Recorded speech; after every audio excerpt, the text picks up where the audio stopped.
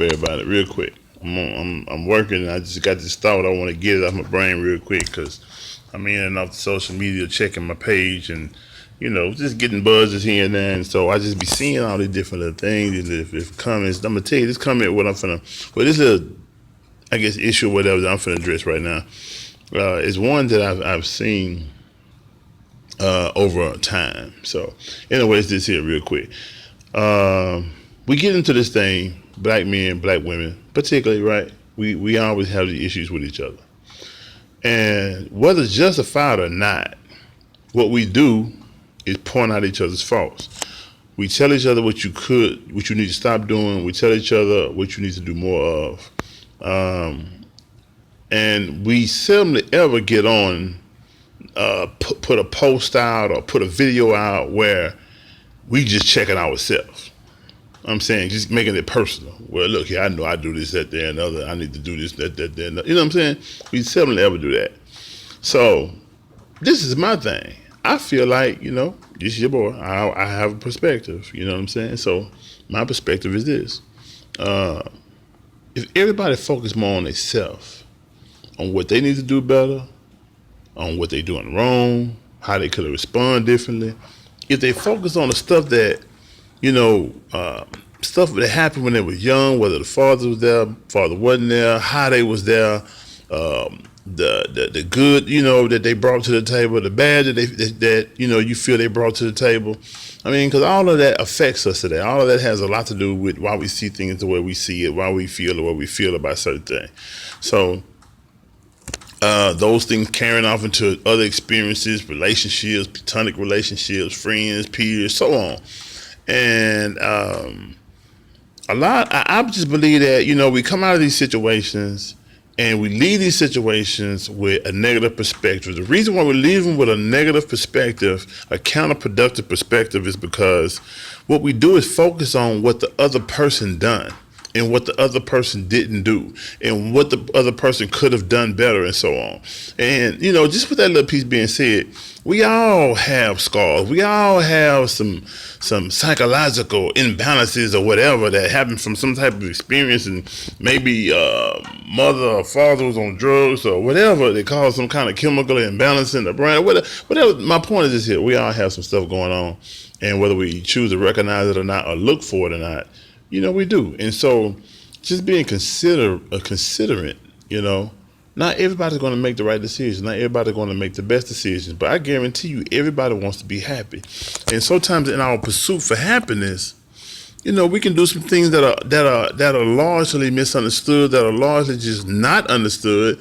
And that's deemed, I'm going to tell you, the human being reject what we don't understand. And one form of rejection is calling it crazy, calling it stupid, calling it whatever, anything other than true, right?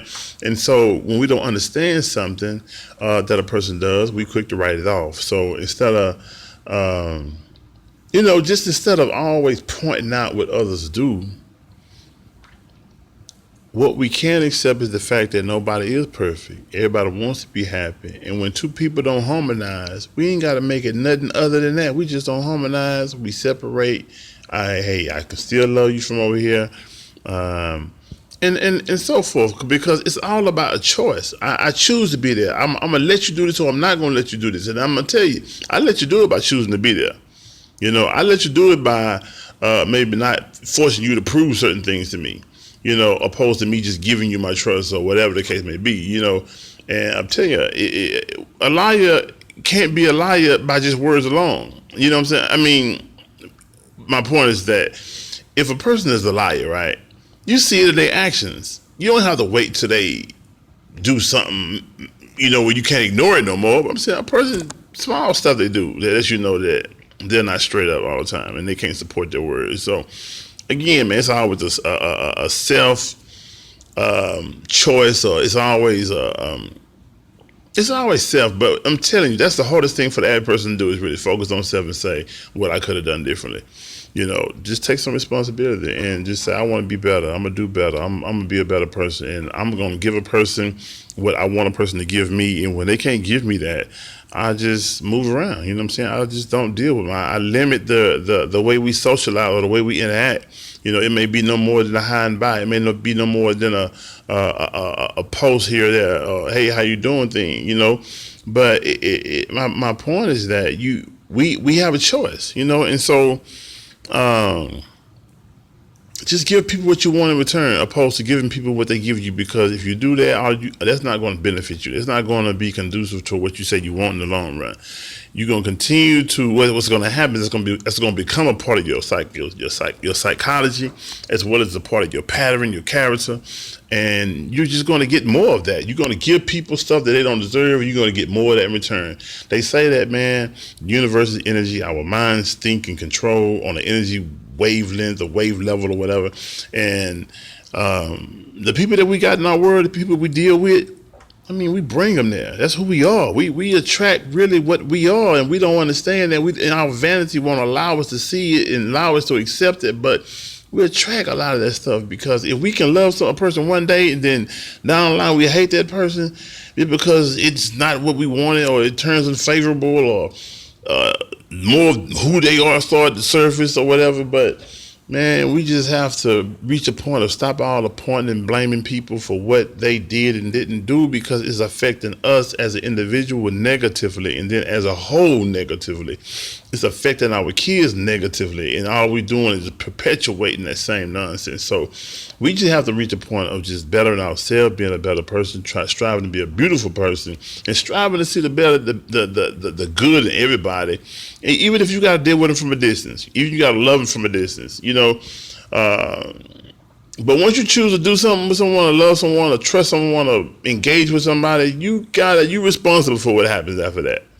And so I just say, man, I strongly believe that. I stand on that, and we can debate about that. We can sit down and intellectually debate about it. We're not going to argue about it. It's not going to be no I feel this, I feel that type of situation. But hey, again, man, strive to be better.